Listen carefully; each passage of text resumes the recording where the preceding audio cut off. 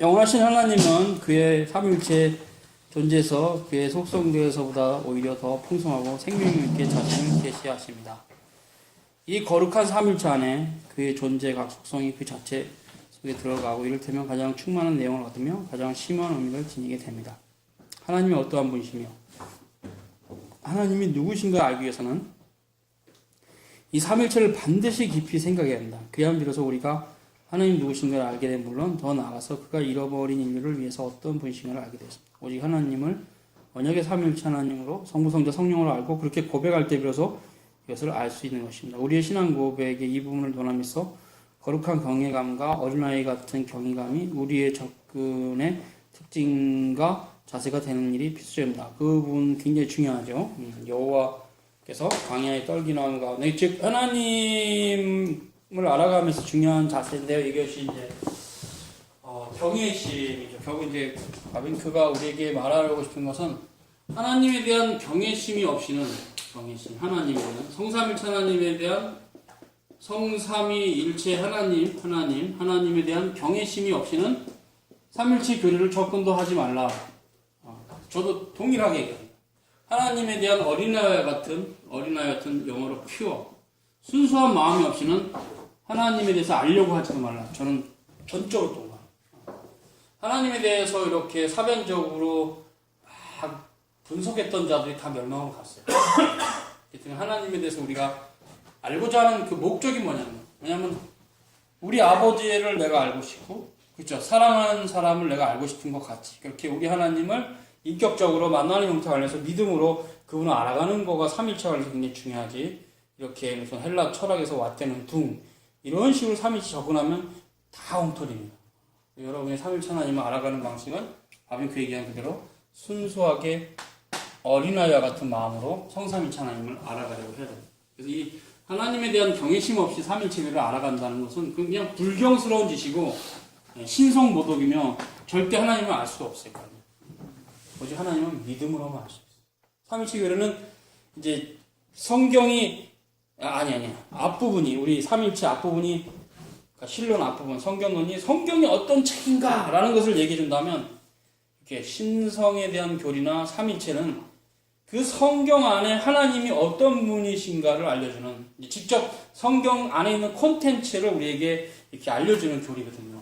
그러니까 상당히 중요하죠. 성경이 어떤 책이냐도 진짜 가장 중요하지만 또 그만큼이나 중요한 것은 그러면 성경 안에서 말씀하시는 하나님은 어떤 분인가? 삼일체다. 그럼 삼일체가 어떤 이런 형태라는 것은 성경을 하나님의 말씀으로 접근하지 않는 사람은 성삼일체 하나님에 대한 교리도 알 필요가 없고 알 자격도 없고 알 수도 없습니다. 왜냐하면 삼일체가 전적으로 all 영어로 all 전적으로 성경으로부터 나왔기 때문에 성경이 하나님 말씀이라는 걸 믿지 않는 사람, 성경의 무엇성을 믿지 않는 사람, 하나님께서 사도와 선지자를 통해서 성경을 그의 말씀으로 기록했다는 걸 믿지 않는 사람, 그런 사람들은 삼일체를 절대로 알 수 없습니다. 왜? 하나님을 향해서 이미 그 말씀에 대해서 자신의 이성으로 판단하기 시작했기 때문에 하나님도 판단하는 사람이 되니까 하나님 알 수 없어요. 하나님을 알고 싶은 사람은 신구약 성경에 대해서 그것이 어떤 책인지 먼저 믿어야 돼요. 이 믿음이 있어야만 이 성경론이잖아요. 그러니까 성경론에 대한 믿음이 있어야만 신론으로 들어갈 수 있고 당연히 그런 자격이 생깁니다. 여러분 지금까지 성경론 배웠습니다. 바빙크에게. 그러면 그걸 잘 이해하고 이제 신론으로 들어가는 형태가 돼요. 그래서 결국 이게 성경론과 신론이 개혁주의 교의학에서 먼저 성경론이 가르쳐지고 신론이 가르쳐지는 이유는 뭐냐면 전적으로 우리가 믿고 있는 삼위일체 하나님에 대한 이런 개념들은 철학에서 온 게 아니라 성경으로부터 왔다는 그런 굉장한 자세가 중요해요.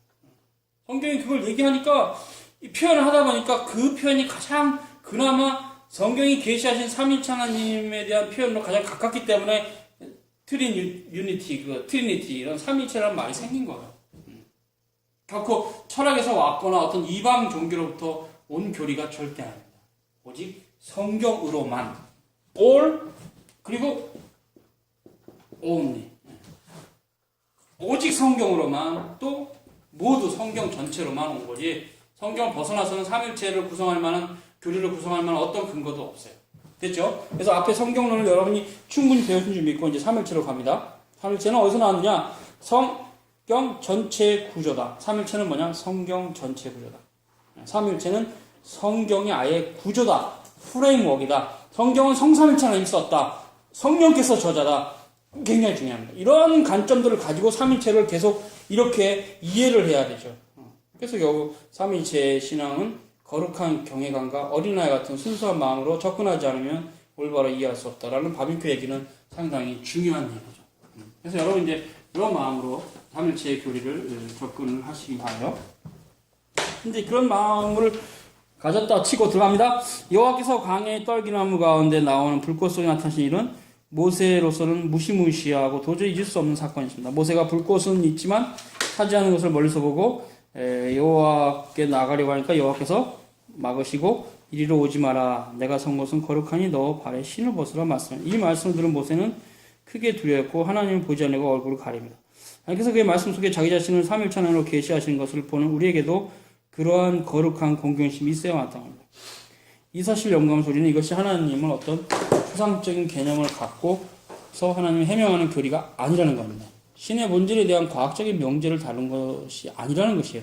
우리는 우리 자신이나 다른 이들이 여러 가지 사실들에 맞추는 인간적인 구성을 다루고 있는 것이 아니고 분석하고 해명하는 것이 아닙니다. 삼일체를 다룬 일은 하나님을 대하는 일이고 유일하시며 참되신 하나님을 그의 말씀 속에서 그렇게 자신을 계시하신 분으로 아는 겁니다. 그래서 나는 아브라함의 하나님, 이삭의 하나님, 야곱의 하나님이라고 모세에게 말씀하신 그분을 아는 것이죠.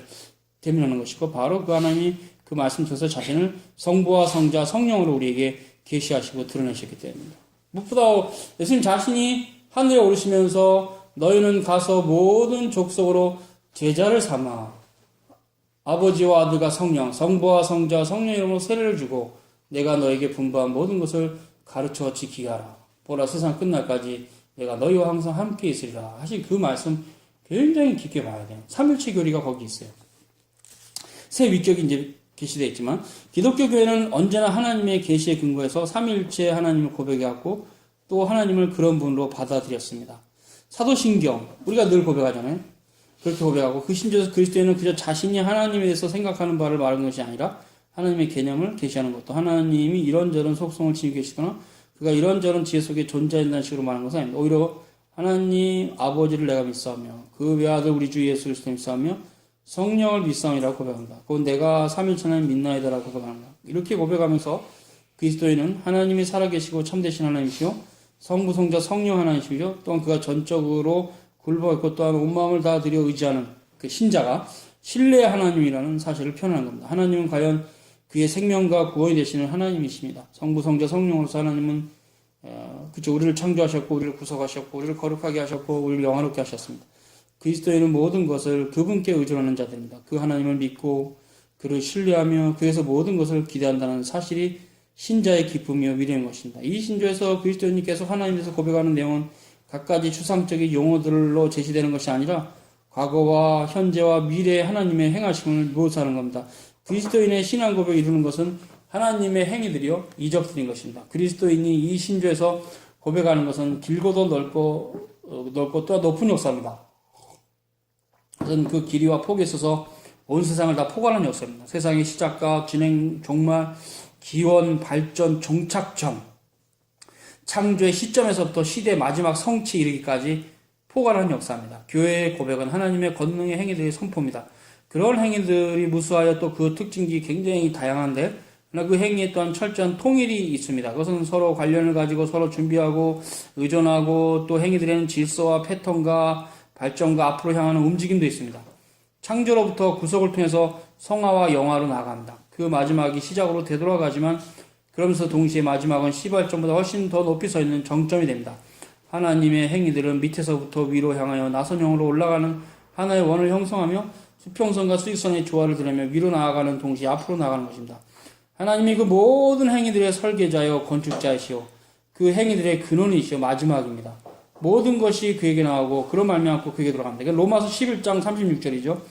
그분이야말로 모든 것의 조성자고 회복자시고 성취자입니다. 하나님의 행위들의 통일성과 다양성은 하나님의 존재 속에 내재하는 통일성과 다양성에 비롯되며 또한 그리로 돌아갑니다. 하나님의 존재는 동시에 그의 위격에 있어서, 그의 계시에 있어서, 그의 영향에 있어서 삼중적입니다. 하나님의 역사하심은 모두가 깨어짐이 없는 전체에 이르며 그러면서도 풍성한 다양성과 변화를 지닙니다. 교회의 고백은 세계 역사 전체를 포괄합니다. 그 고백 속에는 창조와 타락과 화목과 재용서의 순간들이, 그리고 갱신과 회복의 순간들이 포함되어 있고 삼일체 하나님을 비롯되며 또한 모든 것을 다시 교회를 이끌어가는 고백이 있습니다. 그러므로 거룩한 삼일체야말로 우리 신앙의 중심이요 핵심이며 우리의 종교를 구별짓는 표지요 그리스도의 모든 참된 신자에게 찬송이요 위로입니다. 지난 오랜 세월 동안 영적인 싸움에서 바로 이 고백이 강권이 되어왔고 거룩한 삼일체에 대한 고백이야말로 기독교 교회가 안전히 보존하고 수호하도록 책임 맡은 보배로운 진주입니다. 거의 표현 자체도 시적인데요. 중요합니다. 왜냐하면 이런 형태가 원래 17세기 기억신학이었고 바빙크는 그것을 어찌됐건 본인이 살았던 19세기와 20세기에 표출하려고 했음에도 불구하고 이런 형태의 그런 성경을 이해하며 삼일체 하나님으로 이해하는 이런 형태가 아쉽게도 미국의 신학교에서 파괴됩니다. 그래서 처음에 미국 교회가 파괴되는 첫 단추가 알민수 교리가 들어오는 건데요. 알민수가 들어오면 그 다음에 유니테리언이 들어옵니다. 그러니까 걔네들이 친구들이에요, 다. 이렇게 어떤 방에 들어오는 같이 너절너절 데리고 들어온 쓰레기들이에요. 알민수가 들어오면 유니테리언이 들어오고 유니테리언이 들어오면 유니테리언이 또 어떤 친구를 데리고 오냐면 자유주의신학을 데리고 들어옵니다. 그래서 자유주의신학이 들어오면 그 시대의 교회는 파괴됩니다. 미국 교회 역사예요. 미국 장로교 역사고.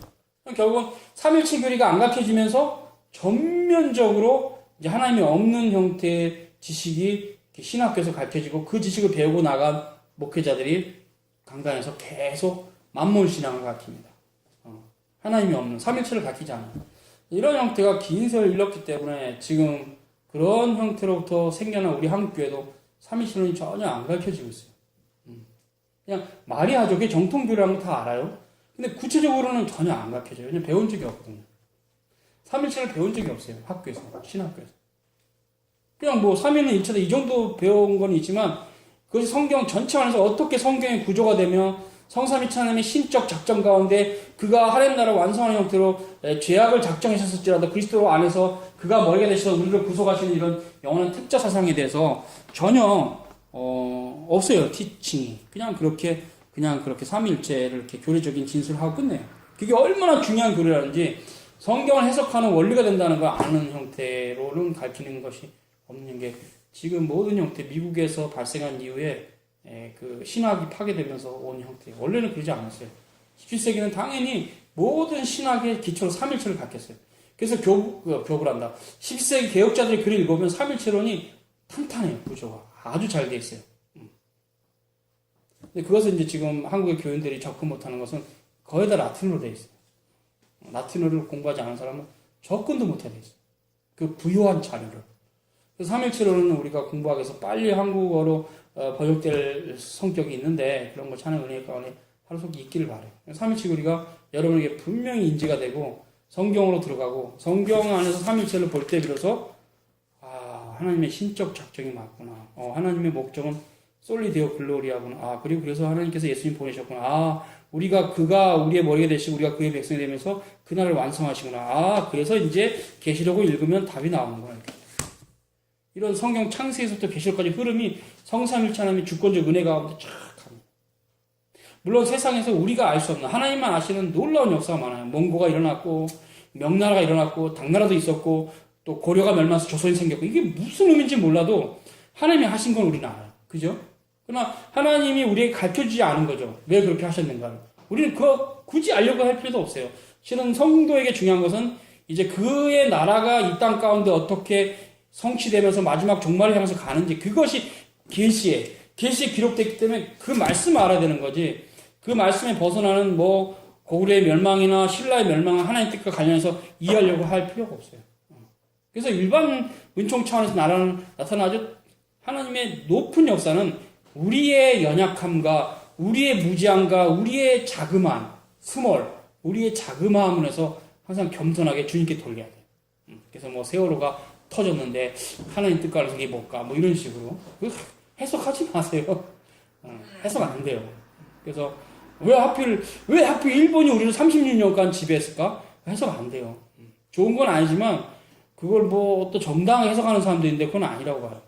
우리나라가 남한테 지배당한 게 뭐가 정당해요? 그건 아니죠. 결과적으로 그런 좋은 점이 있었다 해도, 그런 식으로 원인적으로 끌고 가는 건 안 되죠. 옛날에 총리 했던 분이 그런 식으로 얘기해. 욕 많이 먹었죠? 그건 아니에요. 그래서 우리가 일반 역사에 나타나는 알 수 없는 불행과 비참함은, 답이 없어요.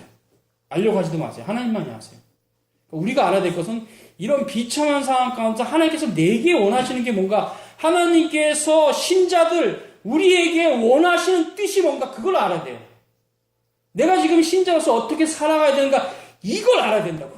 그거는 관심이 없고, 하나님 왜 세월을 일으키셨지? 임진왜란 왜 일어났지? 이런 식으로 하는 신앙이 보면 참 답답해요. 하나님 말씀은 관심이 없고, 쓸데없는 거, 그게 오히려 사변적이죠. 우리는 결국 성삼위일체 하나님께서 그의 아들을 보내셔서 이 땅 가운데 이루시고자 하신 그의 뜻이 뭔가, 하나님 나라의 완성이 뭔가, 그 하나님 나라가 뭔가, 그거를 알아야 돼요. 그래서 어거스틴이 시빌타테데이, 즉 신의 도성, 신국론, 하나님의 도성, 또 달리 얘기하면 하나님 나라라는 글을 썼는데, 그런 의미들이 굉장히 우리에게 의미가 있죠. 어거스틴이 그때 그런 민족의 이동으로 멸망을 가는 히포의 그 상태를 보면서 우리에겐 두 나라가 있다. 하나님 나라와 이 땅의 나라다. 우리는 두 도성에 산다. 하나님 나라 백성으로 살고 이 땅의 도성에 산다. 이 땅의 도성이 무너져 내려가는 걸 여러분들은 두려워하지 말라. 우리에겐 영원한 처소가 있기 때문에 위로를 받아라. 그리고 죽었어요. 그 신의 도성이 상당히 중요한 책인데, 그러니까 그런 건 우리에게 주는 게 있다는 얘기죠. 그래서 삼일체에 관련해서 여러분이 접근할 때는 항상 성경으로부터 이해를 해야 되고, 삼일체 교리가 또 중요하다는 이해도 하셔야 됩니다. 예. 나중에는 결국 여러분이 하나님의 말씀을 잘 이제 이해하는 수준이 된다는 것은 성경을 읽을 때 성삼일체 하나님이 보이고, 예수님이 이 땅에 오셔서 하신 것의 의미가 삼일체 하나님의 신적 적정 가운데 쭉 흐름이 보여야 되는 게 되면 여러분이 성경을 이해하는 사람이에요. 그러니까 그게 하루아침이 되겠어요. 그 다시 하나님의 말씀을 사모하고 말씀도 읽어야 되지만, 이런 올바른 교리들을 반드시 이렇게 살펴야 그 말씀으로 돌아감에 있어서 어려움이 없을 겁니다. 그래서 교리를 빡빡하지만 미리 제가 늘 이렇게 얘기하는 것이, 여러분이 스스로 성경을 읽을 때 그런 흐름 가운데 올바로 읽게 하는 어떤 그런 인트로덕션 바이블, 성경의 서론으로서 이게 교리가 있는 거거든요. 조금 더 볼게요. 하나님이 삼일체에 대한 이런 고백이 기독교 신앙에 있어서 그렇고 중심적인 위치를 차지한다면 어떠한 근거 위에 서 있고 어떤 근원에서 교회 속으로 흘러 들어왔는 걸 아는 일이 매우 중요하다. 오늘날 그 고백이 인간의 논리와 학식의 산물이라고 주장하며 굉장히 위험한 주장입니다. 잘못된 주장이고 거짓된 것이죠. 좀 강하게 표현하면 새빨간 거짓말입니다. 그것을 신앙적 삶에 전혀 가치가 없는 것을 여기는 사람이 적지 않다. 바빙크 시대도 있었다는 얘기예요. 지금도 우리나라도 적지 않죠. 그들의 주장에 따르면 예수께서 선포하신 본래 복음은 하나님의 삼위일체라는 교리에 대해서 아무것도 몰랐다고 또 새빨간 거짓말을 하고 있어요. 그 용어 자체나 그 용어가 표현하려 의도하는 그 실체에서 아무것도 몰랐고, 따라서 예수의 본래 단순한 복음이 헬라 철학과 관계를 맺게 되면서 철학에서 변조된 교리라고 이 새빨간 거짓말 하는 사람이 아놀드 폰 하르낙입니다. 잘 이름을 기억하시기 바랍니다. 아놀드 폰 하르낙. 제가 합시에서 공부하면서 이 사람 책을 좀 봤어요. 아놀드 폰 하르낙. 아주 위험한 사람이죠. 이 사람 무슨 얘기냐면 1세기의 기독교와 2세기의 기독교는 다르다. 뭘 다른데? 1세기의 기독교는 순수한 예수를 믿는 순수한 신앙의 공동체고 2세기의 기독교는 철학화된 공동체다. 다른 거다. 이렇게 해가지고 우린 2세기서부터 모든 교회를 다 버리자 이런 식이다. 하루낙 굉장히 위험한 사람. 그래서 삼일체 교회를 성경으로부터 왔다고 믿지 않아요. 하루낙은. 요가진이랑 똑같네요. 결국 이런 형태는 결국 무엇이냐면 세속주의의 시작이죠. 이런 형태예요. 굉장히 위험한 거. 그래서 또 좀 더 극단화한 자유주의신학자 중에서는 복음서의 가르침과 바울 서신은 전혀 본질적으로 교리가 다르다. 이렇게 가면 그냥 막 가자는 겁니다. 그리고 얘네들 얘기는 결국 답이 있어요. 하나님은 없다. 왜 너희들 이렇게 하나님을 믿고 다니니? 주의를 왜 지키니? 하나님 없다. 그럼 뭐 어찌 하는 거야? 그냥 있는 뜻이 살아라. 나 마음의 위로를 받아라. 종교를 통해서 이런 식. 하나님의 존재를 절대 안 믿습니다. 그럼 내가 하루나한테 한번 인터뷰했을 때, 하루나 씨, 예수님이 하나님의 아들이니 믿어요? 하루나에게 왈, 아니? 하나님, 예수님 하나님 아들로 압니다. 예수님의 신성을 부인합니다. 자유주신학자들. 아노드 폰 하르나, 뿔투만, 아이크로트, 콘젤만, 뭐 만자로 돌아가는 독일 신학자들 다, 뭐 슈베르트까지, 슈바이처 아시죠? 다 예수 그리스도의 신성을 부인했던 기독교 배교자들입니다. 배교자들. 여러분이 명심해야 될 건 신학이 타락하면 꼭 이거를 붙이셔야 됩니다. 신학은 타락하지 않았는데 뭐 부분적으로 어떤 사람이 잘못된 길로 가면은 그냥 배교예요. 몇 사람. 근데 신학이 타락한 건 대배교. 지금 시대는 대배교. 이게 작은 문제가 아니에요. 하나님 말씀이 저는 날아가 버린 거예요. 하나님이 어딨냐? 예수님 무슨 우리가 똑같은 인간이지 무슨 하나님 아들이냐?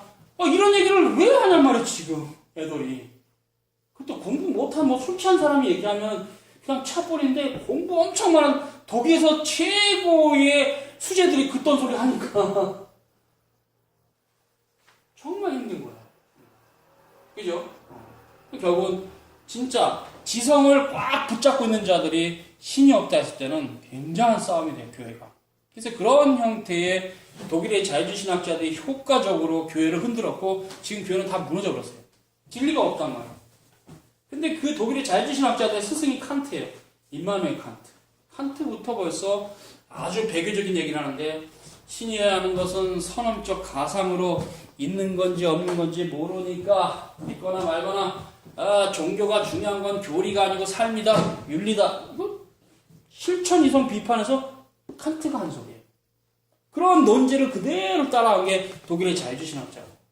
이 때문에 기독교 신학을 처음부터 회복한다면 성경에 대한 계시성을 회복하는 것. 그러니까 잘 간 거죠. 한과 함께 성경에 계시한 성삼일체 하나님이 어떠한 분인가를 반드시 올바로 알아야만 성경이 무엇을 말씀하는지 알게 되고 세상에 대해서 헛소리하지 말라고 단칼에 무찌를 수 있어요.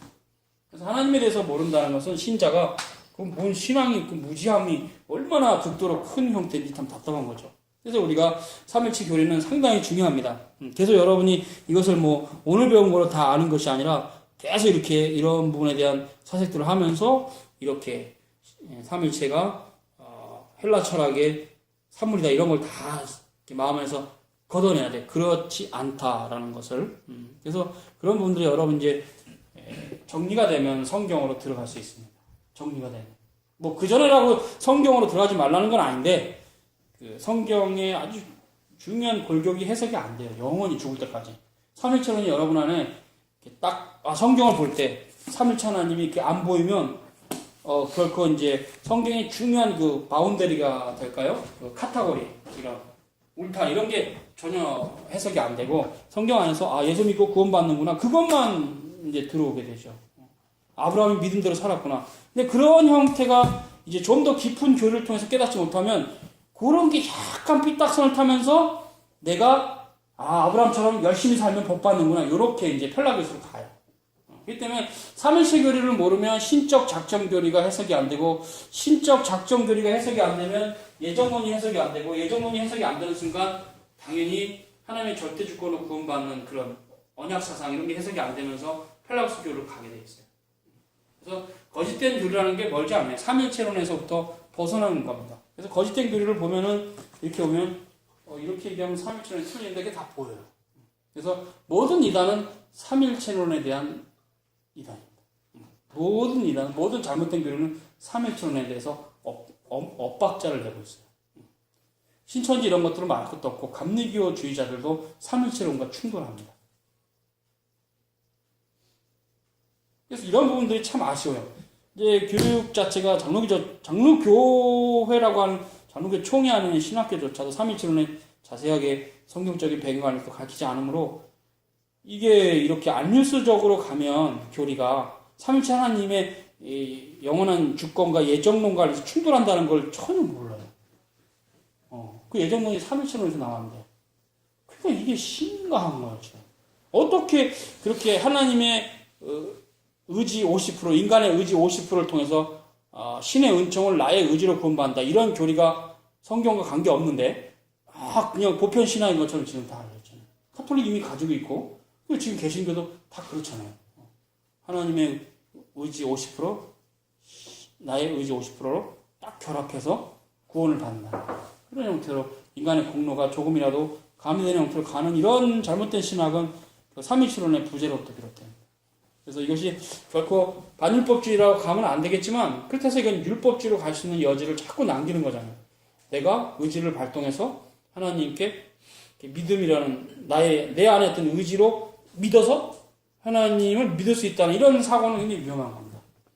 그런 형태로 제가 의지를 발동했다고 참된 신앙이 있는 게 아니라 하나님 성령께서 영원한 선택 가운데 택하신 택자라면 말씀이 이해가 되고 그 말씀을 따라가게 되고 그 말씀에 진실하게 되고 그래서 분명히 성령의 9가지 열매가 분명히 나타나게 되고 그걸로 확정적으로 하나님 앞에 주께서 나를 구원하셨구나 하고 감사할 수 있어요. 여러분 마음 안에 확정해야 돼. 이게 다른 사람을 절대로 판단하려고 저놈이 사랑이 충만한가 이렇게 하지 마세요. 하나님은 너에게 하는 말씀이지 남에게 하는 말씀이 아니니까. 그때 항상 그런 성령의 9가지 열매에 대한 갈라디아 본문을 읽을 때마다 너 자신을 비춰보면서 이렇게 사랑과 자비와 온유와 양성과 충성과 절제가 이렇게 넘치는 그런 형태를 본인을 비춰보는 거울로 삼아야 돼요. 그걸 가지고 주위 있는 빈집사는 성령의 9가지 열매가 충만한가 이 집사는 충만한가 이런 식으로 하면 안 돼요. 그런 교인들이 많아요. 자기가 열매가 없으면서.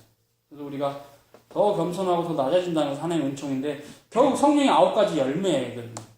그 때문에 결국은 성령의 9가지 열매는 여러분이 맺어야 될 열매지 그 말씀을 딱 붙잡고 남에게 이렇게 정죄하는 칼로 쓱 이렇게 하지 마세요. 그거 안 됩니다. 그건 그 사람이 바로 지식만 있는 신앙이에요. 참된 신앙은 그 말씀이 내 것이 되기 위해서 끝없이 하나님 앞에서 자신을 말씀으로 이렇게 절단, 자기 옛사람을 절단해내고 거기 새살, 예수님이라는 새살을 이렇게 영혼 안에 풍성하게 해서 결국은 확신하건대 정말 인생의 마지막 때에는 하나님을 많이 닮지 않을까 저는 그렇게 확신해요. 참된 신앙들은. 그래서 제가 나이가 70이 넘었는데 60도 넘었는데도 완전히 하나님하고 거리가 먼 인격을 보면 정말 좀 힘들어요. 근데 이제 그것이 내가 뭐 이렇게 보려고 한 게 아니라 자꾸 이렇게 치고 들어올 때는 왜 이러시지 이분이 이렇게 나이 좀 먹었으면 좀 어른스러워야지 이렇게 정말 나이 먹어간다는 건 두려운 겁니다. 주님과 함께 동행하지 않으면 답이 없어요. 인격이. 세상에서 주의 말씀과 함께 동행하면서 좀 나는 없어져가고 점점 하늘나라는 내 안에 충만해져가는 그 은총은 말할 수 없어요.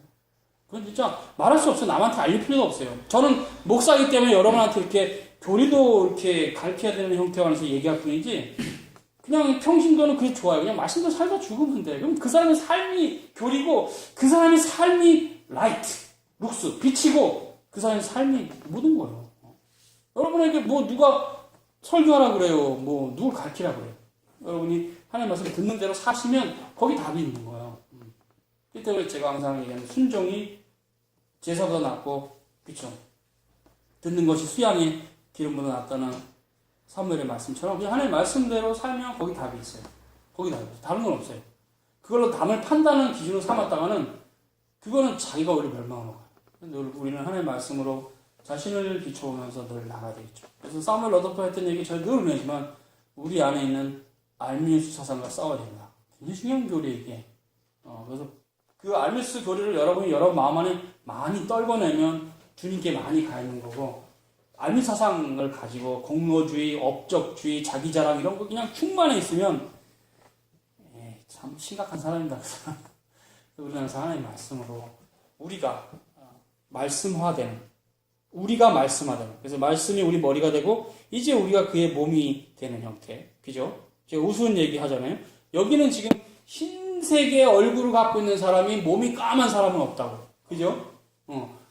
여기는 백인인데 여기가 흑인 사람 없잖아요. 그 말은 뭐냐? 이게 이제 예수 그리스도 치고 그럼 몸도 예수님 닮아야 되잖아요. 몸은 다 까매. 예수님의 몸은 까매. 근데 예수님 얼굴만 하얘. 그건 잘못된 거죠. 당연히 예수님 얼굴이 하얗면 예수님 몸도 하얗죠. 그러니까 우리가 주님이 안 되면 물론 주님의 인성을 닮아가는 건데 우리가 예수님이 못 되면 우리 자신이 신앙이 문제가 있다는 걸 늘 생각해야지 남 타박은 항상 세컨드, 2차적인 문제예요. 그래서 여러분이 하나님 말씀에 순종하는 삶 가운데 그런 열매들이 여러분 안에 나타나면 더 확신하게 되고 흔들림이 없고 분명하죠. 그래서 우리의 싸움은 혈과 육에 대한 싸움이 아니고 하늘에 있는 악의 영들에 대한 싸움인데 그 악의 영들에 대한 싸움의 1차가 뭐냐면 항상 거짓 교리예요. 제가 앞부분에 얘기했잖아요. 한두 사람이 배교하는 거는 그냥 배교인데 교리가 잘못된 건 대배교라고. 지금이 대배교예요. 거짓 교리와의 끝없는 싸움을 해야 돼요. 그죠? 거짓 교리가 굉장히 위험합니다. 그래서 예수님 닮아가는 첫 자리는 예수님이 아버지 하나님에 대해 사색했던 또 바울이 성삼일체 하나님에 대해 사색했던 그런 형태로 우리도 성경의 의도를 따라가는 거죠. 이게 참된 교리고 그 반대가 거짓 교리죠. 두 번째는 이제 정직성이죠. 이건 우리도 싸움인데 이 거짓 교리로부터 우리가 참된 교리를 알아간다면 거기에 대한 삶의 순종이 반드시 있어야 되죠. 그래서 이것이 항상 반복되지만 결국 믿음은 지식이고 행함은 순종이다. 이거가 이 두 축이 똑같은 얘기예요. 그래서 물론 그걸 가지고 우리가 함부로 판단은 못하지만 하나님 아는 지식이 하나도 없다. 그럼 저 사람이 믿음이 있는가 하고 의심을 할 수는 있어요. 꼭 없다고 단정은 짓지 마세요. 아니면 다른 지식을 가득 가지고 있어. 예를 들면 도올 김용옥 같은 분의 성경에 대한 지식. 저 사람이 참된 믿음이 있을까? 저는 의심합니다. 그분. 도올 김용옥 아시죠? 저는 의심합니다. 왜냐면 뭐야 저 사람 왜 저렇게 성경을 잘 모르지? 신학까지 하버드 대학 가서 박사를 받았던 신학자가 골 때리네? 이렇게 되는 거죠. 믿음이 있는지 저가 참된 믿음이 왜? 참된 지식이 없잖아요. 트루. 참된 지식이 없어요. 그럴 수가 없거든요. 참된 믿음이 있는 자는 참된 지식이 있어요. 두 번째 이제 행함은 뭐예요? 순종입니다. 행함은 뭐 선교하고 구제하고 이게 아니에요. 하나님 말씀에 순종하는 것이. 야고보가 얘기했던 행함은 뭐 세상이 보기에 선을 행하라는 게 아니라 하나님 말씀에 순종하는 거예요. 하나님 말씀은 십계명이 계시죠. 예수님처럼 여러분이 하나님 사랑과 이웃 사랑을 완성하면 뭐 이 땅에 더 살 이유도 없죠. 완전한 사람이지. 그거예요. 그게 결국 행함은 순종입니다. 어디? 십계명. 하나님 사랑과 이웃 사랑을 우리 안에서 완성이 되면 영화입니다. 하늘에서만 이루어지니까 이 땅에서는 안 돼요. 부분적인 연약함이 있고 또 내 안에 막 남을 막 미워하는 마음도 생기게 될 거예요. 아무리 성화가 돼가도. 그러나 어찌됐건 우리가 가야 될 방향은 명확해요. 믿음은 지식이고 행함은 순종이다. 끝. 순종은 그러니까 뭐예요? 지식에 대한 순종이에요. 하나님 말씀에 대한 순종. 그래서 이것이 같이 가는 거기 때문에 우리가 이런 관에서 첫째는 거짓교리. 거짓교리를 따라가면 순종을 하는 게 아니라 맹종을 하는 거지. 맹종. 그죠? 거짓교리를 따라가는 건 맹종입니다. 그리고 이것은 이제 우리가 많이 맹도라고 하죠. 맹도. 거짓교리를 따라가면은 맹종이에요. 그냥 야 나 따라와봐. 얘가 나 따라와 무조건. 목사님 다른 책은 보면 안 됩니까? 기독교 학교 그럼 볼 필요 없어. 내 말만 들어. 이거 거의 그건 거짓교리예요. 그럴 수밖에 없거든요. 거짓교리는 항상 자기 말만 따라오래요. 아니 다른 관련된 서적이 없어요? 아니 책도 필요 없어. 인터넷도 뒤지지 마. 신천지는 거짓교리예요. 장로교는 그렇게 가지 않죠. 정통교리이기 때문에 얼마든지 봐. 얼마든지 무슨 책인지 봐봐. 그래서 다 분별해봐. 거짓교리는 항상 나만 따라와. 이게 거짓교리. 우리는 주님만 따라와. 주의 말씀. 그래서 거짓교리가 거짓 믿음입니다. 참 믿음은 참 지식이기 때문에 거짓 믿음은 거짓 교리를 가득 차 있어요. 이걸 쫙 그려야 돼요. 그 다음에 정직성이죠. 거짓 교리로부터 극복이 됐다면 거기에 대한 우리가 하나님의 말씀을 따라가는 정직성이 또 우리 가운데 싸움이죠. 이런 부분들은 솔직히 계급장 띄고 얘기한다는 식으로 목사도 절대로 이런 부분에서는 뭐 잘난 게 하나도 없어요. 왜?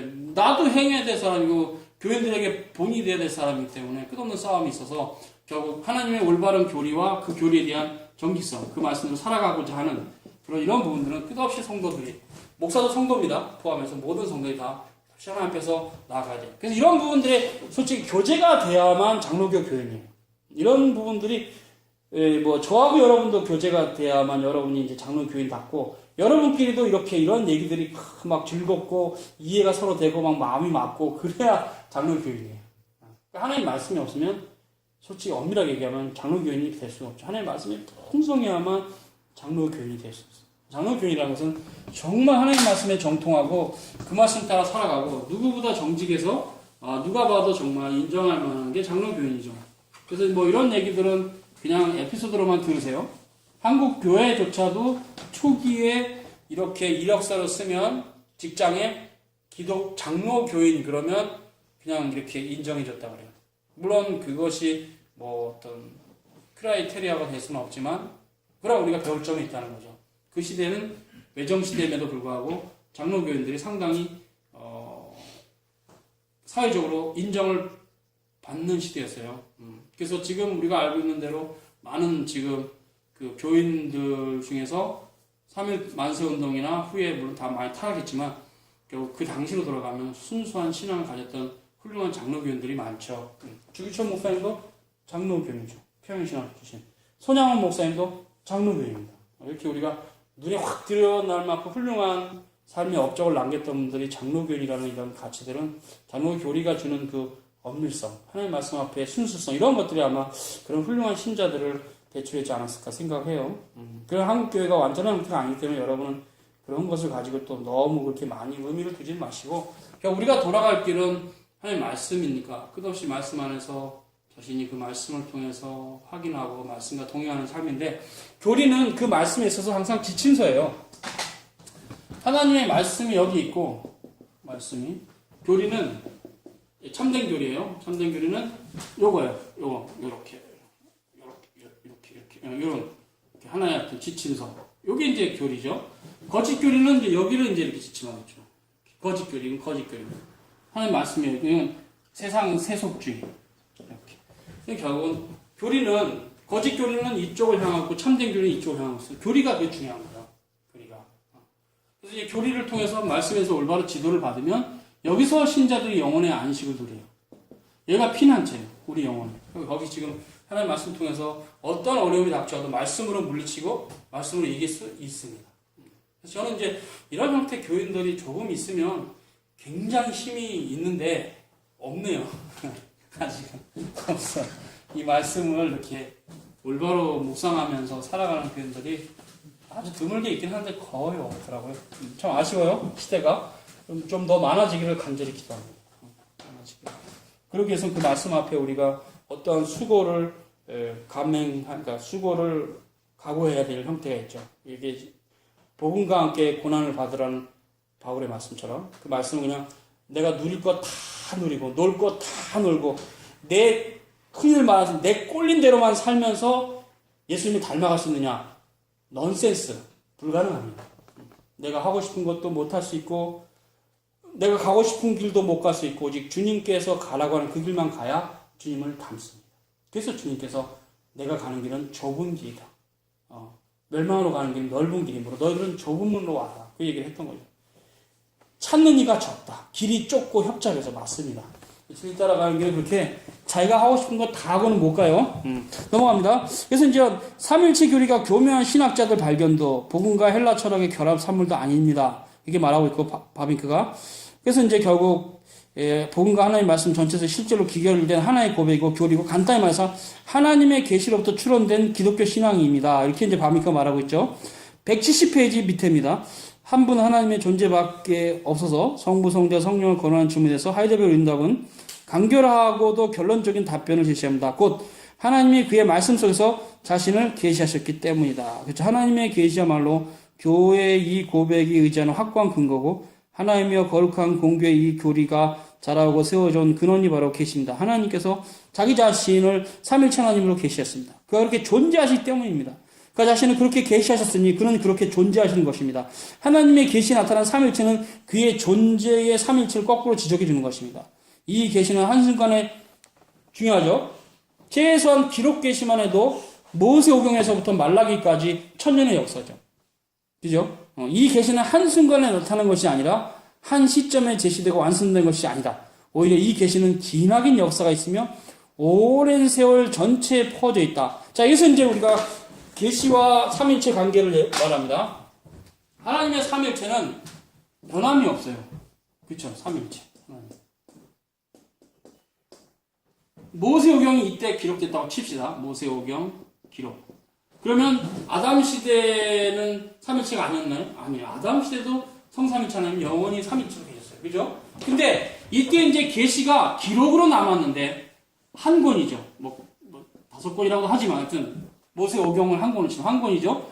그럼 후대 이제 역사서도 기록이 됐고 이제 시 가서 나중에 선지서 이렇게 기록이 됐다면 이 의미가 뭐냐? 이것은 판명성의 차이로 봐야 돼요. 판명성. 또 예수님이 직접 오셔서 복음서가 쓰여졌고 사도 바울의 서신과 계시록까지 정리된 이런 형태 뭐냐? 이건 판명성의 차이로.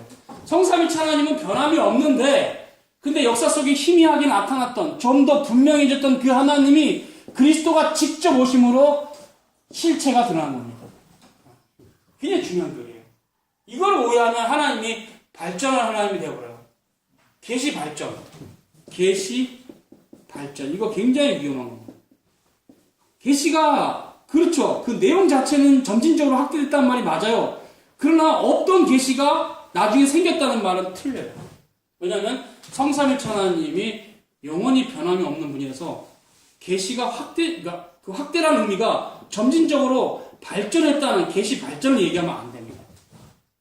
왜냐하면 계시가 발전했다고 하면 하나님도 발전해 버리는 게 되니까 아닙니다. 하나님은 변화 없는데 계시를 드러내는 형태가 더욱 판명해졌다. 영어로 more clear, 더욱 판명해진 겁니다. 더 분명해진 거죠. 없던 계시가 생긴 게 아니라 원래 다 있었는데 그것이 희미한 것이 더 분명해진 겁니다. 제가 많이 쓰는 비유는 이렇습니다. 여기는 지금 신약이고 얘가 구약이라면 여기 휘장이 있는데 휘장. 여기 구약 시대는 휘장이 찢어지지 않아서 이렇게 등불이 여기 있고 사람이 여기 서 있으면 이게 이제 보는 사람이거든요. 실루엣만 이렇게 보이는 거죠. 등불 때문에. 어떤 분인지 몰라요. 그렇지만 실루엣을 보면 우리가 아주 희미한 이렇게 천막에 저쪽에서 불을 비추고 사람이 서 있으면 최소한 이렇게 옆을 몇 번 보여주면 최소한 남자인지 여자인지는 보이잖아요. 그죠? 그 사람 얼굴까지 보이잖아요. 그렇게 구약은 그렇게 주님이 오시기 전이라서 예수 그리스도의 형상에 대해서 희미했다. 신약은 뭐냐? 그 휘장이 찢어진 겁니다. 쫙 찢으면서 주님의 실체가 우리에게 나타나. 이게 신구약의 차이예요. 그러면 봅시다. 휘장이 있을 때는 예수님이 다른 분이었어요? 아니었죠. 동일한 그분이지만 구약 시대는 희미하게, 신약 시대는 분명하게, 판명성의 차이 이렇게 정리를 해야 돼요. 계시는. 더 이상 계시 발전을 말씀하시면 안 돼요. 여기서 배웠으면 다시는 계시가 발전하거나 점진적으로 없던 계시가 생겼다 이렇게 표현하면 정통신학이 아니고 다만 하나님의 예정과 작정과 다 영광과 다 이런 게 아담 시대부터 이미 다 계획이 됐을지라도 이것이 드러나는 형태가 조금씩 점진적으로 확대됐다. 그렇게까지는 말할 수 있어요. 그럼 판명성의 차이지 계시가 없던 것이 생긴 건 아니에요.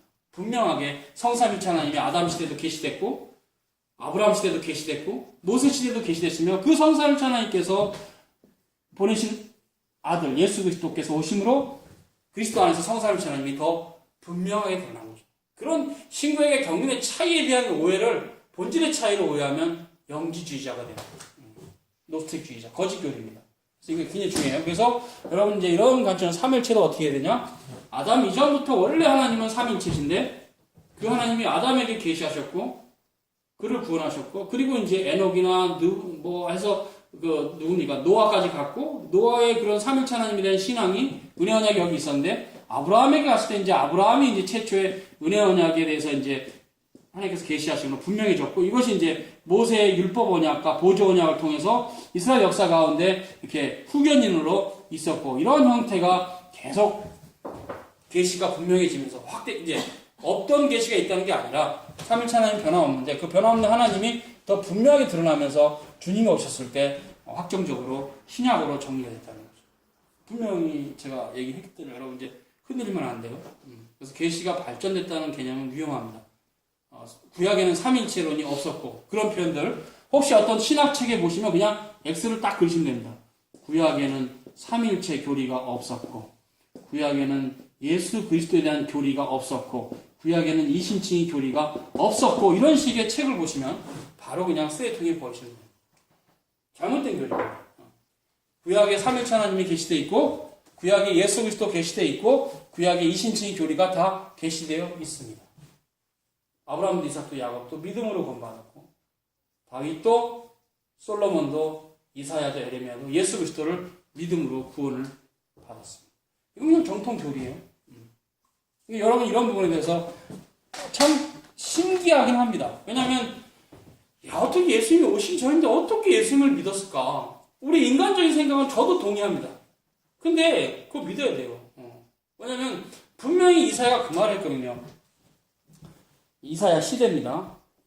이스라엘의 백성들이 바다의 모래 같고 하늘의 별 같을지라도 남은 자만 구원을 받으라. 그게 뭐예요? 이스라엘 백성들 대다수가 성삼위 하나님 몰랐고 그리스도가 오실 걸 몰랐다는 거예요. 근데 그 당시 이사야의 가르침을 이해한 사람이 별로 없었어요. 소수였어요, 소수.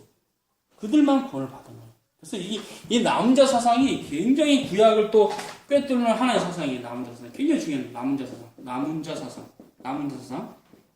구약부터 시작해요. 아담서부터 노아 시대까지 남은 자는 누굽니까? 노아죠.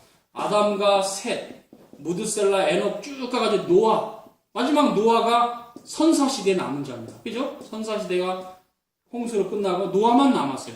세 아들이 이제 퍼졌습니다. 전 인류가 쫙 퍼지지만 아브라함만 남은 자입니다. 그죠? 그럼 아브라함 밑에 자손들 다 남은 자가 아니라 이삭만 남은 자예요. 야곱만 남은 자고 야곱의 12지파가 남은 자면서 이제 여기서부터는 이제 하나님의 섭리 가운데 멸망으로도 가고 남이 누군지 몰라요. 누군지 몰라요. 그래서 막 여기는 이제 막 혼란스럽죠. 여기가 이제 이렇게 혼란스러운 형태의 역사가 길게 갔을 때 이사야 시대에는 이스라엘의 남은 자만 구원을 받고 있어요. 그래서 이스라엘이 혈통적인 이스라엘, 모세 율법 안에 있는 이스라엘 모두가 구원받는 게 아니라 그 중에서 예수 그리스도를 참으로 믿는 마음의 할례를 받은 사람만 구원을 얻을 거라는 이사야의 이 말이 있고 이 말을 받아서 사도 바울이 너희가 받은 할례가 마음의 할례를 받지 못하면 무할례다 얘기했던 거예요. 그러니까 결국 믿음으로 구원받는다는 얘기를 구약에 하고 있어요. 바울이 그걸 해석을 했고 그래서 바울의 서신이라는 것은 다른 게 아니라 구약을 해석한 겁니다. 구약은 지금 이런 얘기를 하고 있다. 내가 이제 예수님의 부활을 알고 나서 올바른 교리를 깨달았을 때 이제 구약을 풀겠다 해서 바울이 자신의 어떤 그거의 율법사의 수준에 가까운 그 실력을 가지고 구약을 푸는 게 신약입니다. 뭐 신약도 하나의 말씀이긴 하지만 이제 구약 전체를 이렇게 바라봐야 된다 해서 구약을 풀는 거예요. 무엇보다 여러분이 히브리서 우리가 좀 공부하지만 특히 히브리서 같은 경우가 정확하게 구약을 풀고 있잖아요. 구약을 쫙 풀면서 그 구약의 레위 지파의 제사장 제도는 어떤 의미가 있는가, 그보다 뛰어난 멜기세덱의 반차를 쫓아오신 그리스도의 어떤 그 놀라운 의미에 대해서 얘기하죠. 구약을 푼 겁니다, 신약은. 그렇기 때문에 신약 전체가 한 권의 책임으로 사도들이 다른 얘기한 거 아니에요. 구약에 계시하신 그 메시아가 우리가 섬기고 지금 있는 교회가 지금 섬기는 예수 그리스도다. 그 얘기를 하는 겁니다. 바울 서신은 방대하니까 그걸 많이 얘기했고 베드로는 뭐 2권 정도 얘기했고 뭐 야고보도 1권 얘기했지만 바울 서신이 주로 이루죠. 복음서는 이제 4권. 이런 형태의 신약 성경이라는 것은 바로 구약을 해석하는 형태를 읽는 것이라는 것은 바울 서신만 다 읽어봐도 확신이 되는 형태죠. 자, 됐죠? 그래서 좀 정리하고 마칩시다. 그래서 이 계시는 한순간에 나타난 것이 아니라 한 시점도 아니고 이렇게 됐다. 그 얘기 했고요. 그리스도의 인격과 사역 속에 성령의 부으심과 교회 설립 속에서 절정이 되었다. 그쵸? 그게 줄치세요. 그리스도의 인격과 사역 가운데 성령의 부으심으로 신약의 교회가 설립됐는데 절정이 이뤘죠. 그래서 예수 그리스도의 오심은 그 옆에 써놔도 좋아요. 계시 절정입니다. 예수 그리스도가 이 땅에 오신 것은 계시 절정입니다. 그 계시 절정이라고 그러고 계시 절정 climax of the revelation. 그렇죠? climax of the revelation. 계시의 절정이죠. 계시 절정에서 클라이막스. 한글로도 많이 쓰죠. 클라이막스. 하나님의 계시의 클라이막스가 그리스도가 오심. 계시가 점차적으로 확대되다가 주님이 오심으로 파루시아, 계시 종결되면서 계시록이 마지막 기록되면서 계시 종결 끝. 이제 계시가 없어요. 이제는 계시가 없습니다. 흔히들 말하는 신의 계시, 즉 신의 계시라고 할 만한 것은 신구약 성경 only, O-N-L-Y, 영어로 솔라. 신구약 성경 외에는 없어요. 이런 부분에서 지금 아쉽게도 오순절주의자들은 우리하고 달라요. 그러니까 우리 입장은 거의 거짓교리예요. 왜냐하면 신의 계시를 지금 있거든요. 아침에 일어나면 하나님 나에게 계시하셨다. 그리고 이게 굉장히 위험해요. 근데 신의 계시라고 할 만한 것, 즉 엘로힘 하나님, 엘로힘 혹은 신약의 데오스, 그 하나님, 성삼일체 하나님의 계시는 신구약 성경 외에는 없습니다. 그럼 우리도 경험할 수 있는 어떤 신비한 체험은 뭐냐? 그것이 올바른 체험이라면 그것은 응답입니다. 하나님의 그 신자를 향하신 기도나 간구의 응답. 이거 응답이기 때문에 이게 조명의 관점에서만 풀지 계시 관점에서 풀면 안 돼요. 신학이 없어갖고 자꾸 자기가 개인적으로 받은 어떤 하나님의 특별한 역사를 난 계시받았다 이런 식으로 하는데 그 어떤 사람 또 그걸 또 적어가지고 나는 계시도 기록했다 나의 책을 사달라 이런 식으로까지 막 가는데 이건 큰일 납니다. 그래서 제가 교원고 가가지고 깜짝 놀란 책이 뭐냐면 내용은 안 봤지만 제목도 짜증나는데 사도행전 29장 제목이 제가 제목부터 참 갑자기 하다겠어요. 뭡니까 그 계시가? 이런 식으로 계시관이 하나도 없으니까 한국 교인들은 완전 미신이에요. 종교를 자기 마음대로 그냥 정리하고 막 믿어버려요. 그러면 안 돼요. 사도행전 29장에 그분 누구야 그분이 29장 쓰신 분? 정말 탐나하죠. 어떻게 그런 책을 써요? 그러니까 계시관이 정리가 안 됐어. 계시가 뭔지를 몰라. 그 히브리어의 그 갈라 이 개념의 의미 그리고 이제 이것이 아포칼립시스 헬라와 이런 개념들 이 의미를 몰라요. 그러니까 자꾸 자기가 뭔가 신앙에 신비한 체험이 있으면 그건 신의 계시라는 식인 거야. 그런 미신이 어딨어요? 방언을 따다다다다 하는데 갑자기 모슬람 교인이 와서 같이 옆에서 따다다다 방언을 같이 하고 있어. 뭐예요 그게? 그게 기독교인가요? 방언을 하면? 기독교인들이 모여서 방언을 빠바바바 하는데 옆에 모슬람 교인들 와서 자기 같이 방언을 빠바바바 했어요. 뭡니까 그게? 아무 의미가 없다는 얘기예요. 천주교 사제나 신비주의 개신교 목사가 할렐루야 아멘 하고 병자 고쳤는데 스님이 와서 슉 병자 났었어요. 그럼 뭡니까 도대체? 아무 의미가 없다. 주님께서 눈에 보이는 기적에 의미를 두지 말라고 성경에 말씀합니다. 우리가 따라할 건 하나님 말씀밖에 없어요. 근데 그걸 정리 다시 했는데 하나님 말씀이라는 것은 신비한 성경을 하는 거지. 그걸 벗어나서 자꾸 신비한 체험을 하나님 말씀이라 그러면 안 됩니다. 그래서 항상 계시라는 말과 하나님 말씀이라는 말은 똑같은 말이고 그것은 신구약 성경으로 종결됐기 때문에 이제는 계시가 없는 겁니다. 그럼 목사님 우리가 계시가 없는데 어떻게 살아요? 성경이 계시잖아요. 성경이. 하나님 말씀이고 그것을 해석하는 게 남아있지 않습니까? 이거 조명이라고 그래요. 교리적인 표현은. 그래서 이건 이런 형태에 대한 교리가 잡혀있으면 이제 흔들림이 없는데 한국의 교인들은 이렇게 잡혀있는 교인들이 거의 없어요. 그러니까 이단들도 이상한 소리 하면서 계시록 같은 경우는 상당히 이상하게 풀 수 있는 여지가 많은데 자꾸 계시록 이상하게 풀어갖고 이단들이 한국의 많은 정통 교인들을 지금 많이 데리고 갔잖아요. 교회는 뭐 아무것도 안 가르치고 거기 갔더니 성경을 쌈박하게 해석해 주더라고. 뭔 소리 하는 거야 성경. 교리도 없이 성경 해석하면 위험한데. 그래서 우리가 지금 딱딱한 것 같은데 이런 바빙크의 이런 교리들은 계속 배우고 웨슨 신앙고백에 대한 해설서고 어떻게 보면 웨슨 신앙고백에 대한 해설서들이 또 가까운 분들이 있으면 또 우리는 또 발견해서 정리해서 가르쳐야 되는데 하여튼 이건 참 좋은 책입니다. 이런 책들은 웨슨 신앙고백 해설서들이 이렇게 많이 나와요. 이분도 좋고 찰스 하츠도 좋고 댐니 쉐드 뭐 조금 아쉽지만 이분보다는 떨어지면 뻘컵 고박평영, 고박윤선 이런 분들의 저서들이나 김홍준 박사님의 설교집 같은 경우는 여러분이 좀 그래도 안심하고 어느 정도 읽어도 될 만큼 소중한 책들이기도 하죠.